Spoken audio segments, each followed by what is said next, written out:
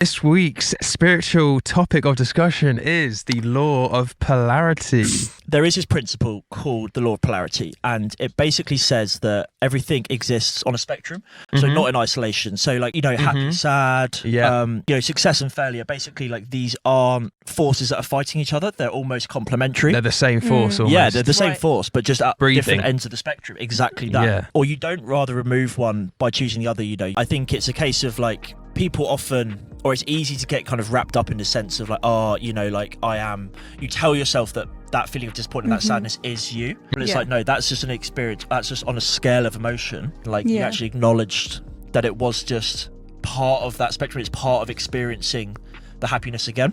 And if you wanted to get back to that happiness, if you're in a low point, then you can move towards it through gratitude, action such as, like hitting the gym, or a perspective shift, and think, well, actually, yes, I really love that person, and I would love to be with her, or them, or whoever, but actually it's probably not the best for me.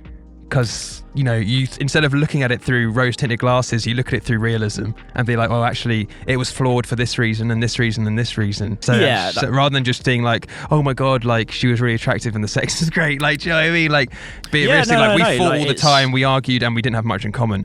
It's easy to, as I say, like, justify.